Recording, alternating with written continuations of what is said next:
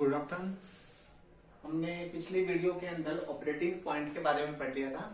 अब इस वीडियो में हम ट्रांजिस्टर की जो बायसिंग सर्किट्स हैं उनके बारे में देखेंगे।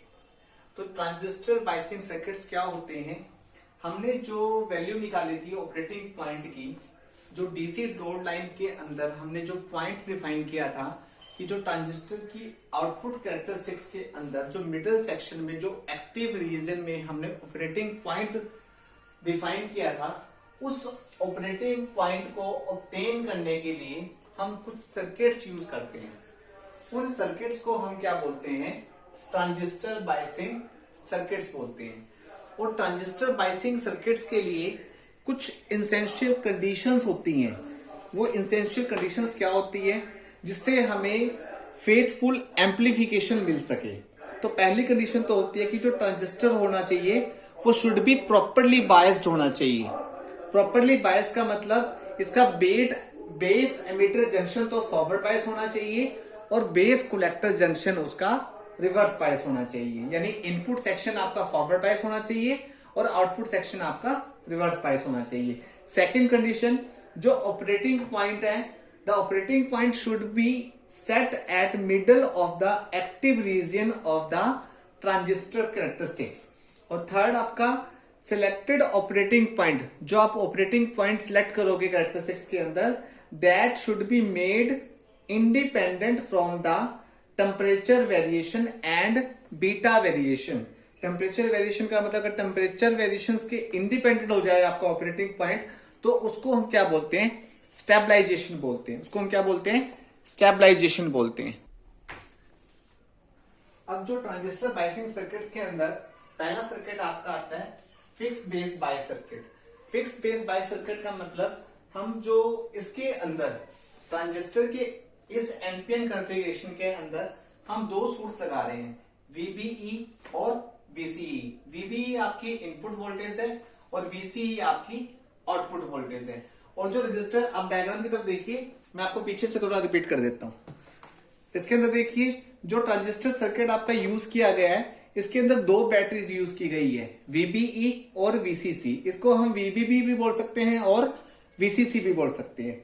अभी दोनों बैटरीज क्या कर रही हैं, बायसिंग प्रोवाइड कर रही है ट्रांजिस्टर को। और इसके अंदर ऊपर की तरफ जो सिंगल सोर्स लगा हुआ है आपका वीसीसी, ये क्या करता है, दोनों जंक्शंस को प्रॉपरली बायस कर रहा है।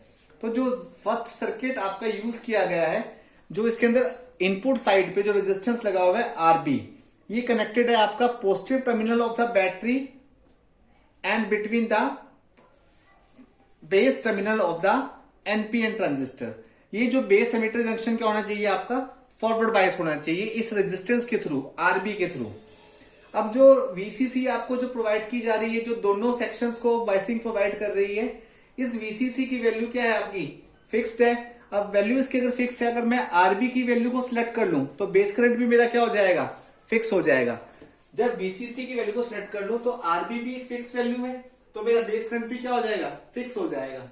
तो फिक्स बेस वैल्यू होने की वजह से, फिक्स करंट की वैल्यू होने की वजह से इस सर्किट को हम क्या बोलते हैं, फिक्स्ड बेस बायस सर्किट बोलते हैं। अब जैसे मैंने देखो इस सर्किट के अंदर एनालिसिस की है, मैंने ऑपरेटिंग पॉइंट फाइंड करना है। इसका ऑपरेटिंग पॉइंट फाइंड करने का मतलब मैंने आईसी की वैल्यू निकालनी है और वीसीई की वैल्यू निकालनी है इस सर्किट के अंदर। देखिए ये जो सेक्शन आपको दिख रहा है, इस साइड वाला, इस साइड वाले को हम क्या बोलेंगे, इनपुट सेक्शन बोलेंगे ट्रांजिस्टर के। और ये वाला जो सेक्शन है ट्रांजिस्टर का, इसको हम क्या बोलेंगे, आउटपुट सेक्शन बोलेंगे। सबसे पहले मैं क्या करूंगा, इनपुट सेक्शन पे केवीएल लगाऊंगा, किर्चॉफ्स वोल्टेज लॉ। ये किर्चॉफ्स वोल्टेज लॉ क्या होगा आपका, वीसीसी इज इक्वल टू आईबीआरबी। ये जो करंट आपका आ रहा है आईबीआरबी प्लस में वीबीई। इसमें से मैंने क्या निकाल लिया, आईबी की वैल्यू निकाल ली। आईबी की वैल्यू क्या आ गई आपकी, इस वीबी को मैं उधर ले गया, वीसीसी माइनस वीबीई बटा में आरबी। अब फिक्स रजिस्टर है, फिक्स बेस करंट है, तो आईबी की वैल्यू हमारी निकल जाएगी। अब जो वीसीसी और वीबीई है, जो आपकी इनपुट वोल्टेज है और आउटपुट वोल्टेज है, उसकी फिक्स वैल्यू है, तो उससे आपकी आईबी की वैल्यू आ जाएगी, वीसीसी माइनस में वीबीई बटा में आरबी।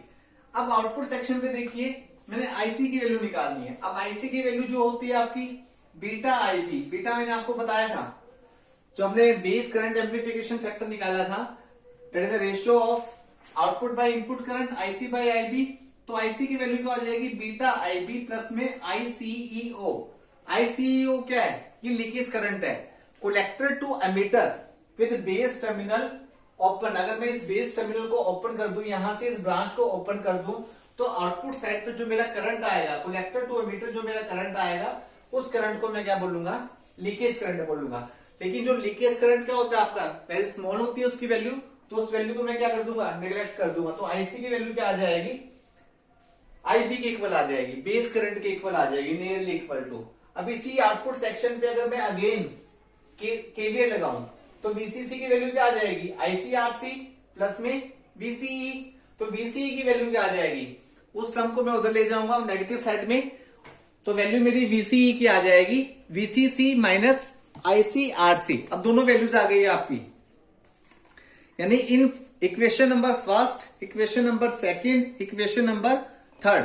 अब थोड़ा सा एक रह गया, यहां पे आपका बीटा आईबी आएगा, क्योंकि यहां पे बीटा आईबी था, मैंने लीकेज करंट को निगलेक्ट किया था, तो आईसी की वैल्यू क्या आ जाएगी, बीटा आईबी आ जाएगी। अब इन तीनों इक्वेशन से, फर्स्ट इक्वेशन से, सेकंड इक्वेशन से, थर्ड इक्वेशन से मेरा क्या आ गया, ऑपरेटिंग पॉइंट फाइंड हो गया गिवन सर्किट का।